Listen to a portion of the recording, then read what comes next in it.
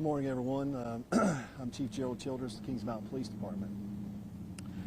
This morning, about 8:47 a.m., we received a call at our communication center.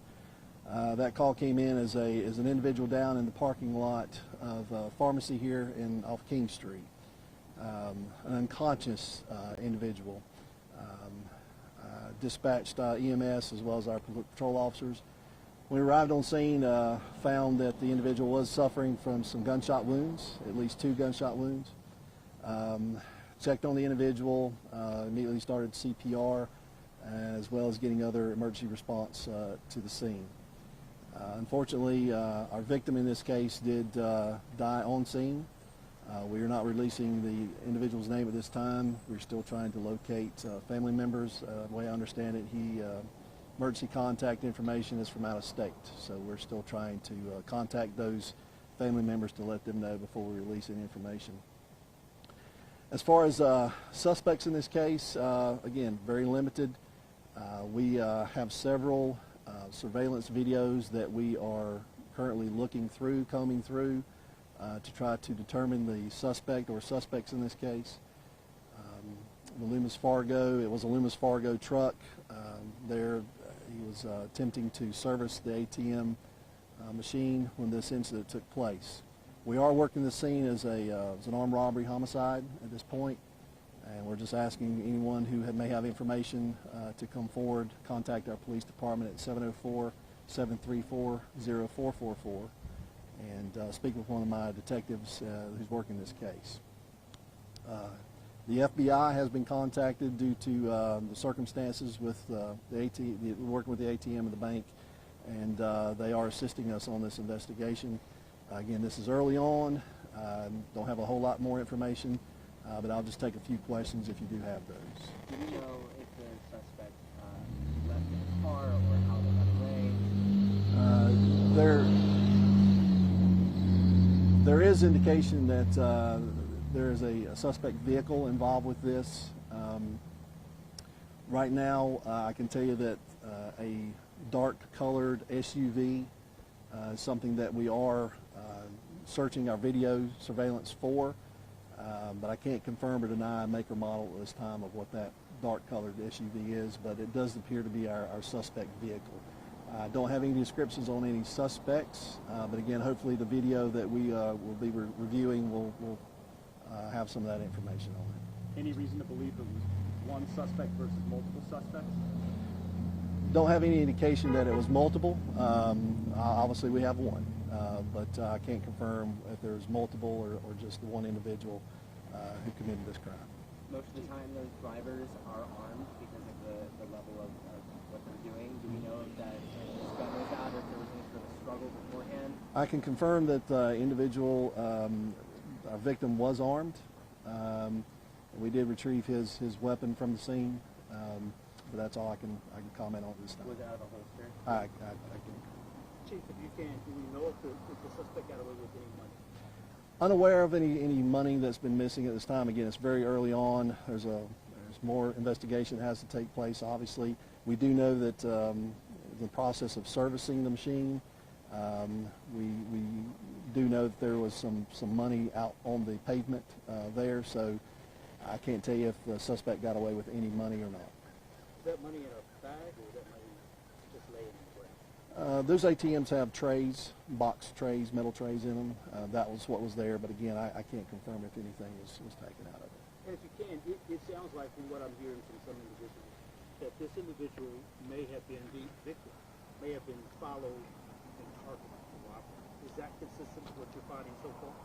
Can't confirm or deny that. Again, we're just trying to interview as many people that was on scene or in the area to see if this was someone that followed this individual there. I can't confirm or deny that at this point. You mentioned servicing the machine. Is that when the incident happened as he was working on it? It appears to be that's the case. Again, the video that we'll retrieve from the Loomis Fargo truck and hopefully the body cam that he was wearing at the time will lead us to more information about our suspect. And if you can, will you maybe talk to us about the idea of this happening in a very plain, small town like this? This obviously doesn't happen every day, so when you see this, what goes through your head as a chief? Well, obviously it's concerning. We don't experience this type of crime in Kings Mountain. It's very, very rare. So I would just let our citizens know we are doing our due diligence to find this suspect, bring them to justice, and if they have any concerns, they'll be more than welcome to call us and we'll talk to them. But we do live in a very nice community, very quaint community, and we'll continue to investigate this thoroughly. And since the suspect has not been caught yet, should people be a little bit concerned or alarmed that he's still out there, or obviously violent? Well, obviously, the events that took place today, there's indication that this person is armed and dangerous. We just don't know who this person is.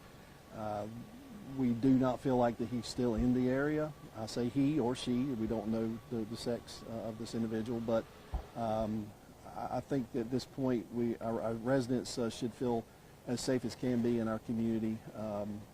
We do know by witness testimony that this individual fled the scene in a vehicle.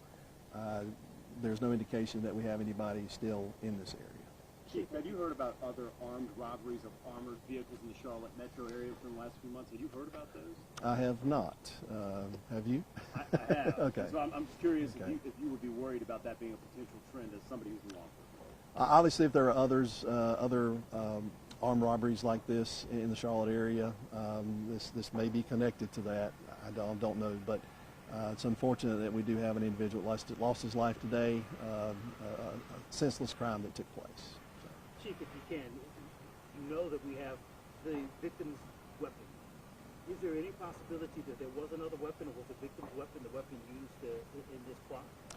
Can't comment on that now. Again, the victim's weapons was seized. I'm not aware that anything was fired out of that weapon, so I can't comment on if the victim's weapon was what was used to commit this crime or not. And I understand that to get away, the suspect, instead of jumping on 74 and taking the usual route out, actually went through some Kings Mountain neighborhoods to get in and out of it.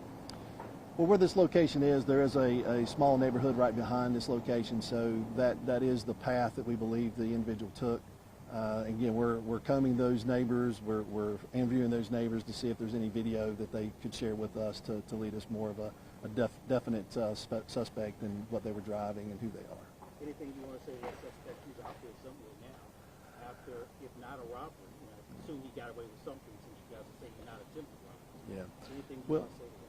Well, I would just say that we will locate you. We will find you. It will may take some time, but we'll locate you and bring you to justice. That's our goal. That's our promise to our community and to the victim's family in this case. So again, no indication of money missing from the ATM? Nothing that I've been aware of at this point. It's still early on, though. There could be that there's some money missing, but we just don't know that at this point. It does take some time to go through the process to see if that was any funds were taken. I would imagine that would have been the main target at this point. Is there anything else about this person that might have been a target for robbery? No, again, nothing in this investigation currently leads us to believe that the individual, the victim, was targeted. It appears that the ATM, the money that was in the ATM was the catalyst that did this crime. And just checking, the victim was alone. He didn't have a colleague or coworker with him? There was no one else on scene, no one else in the van there, so he was by himself. All right, thank y'all very much.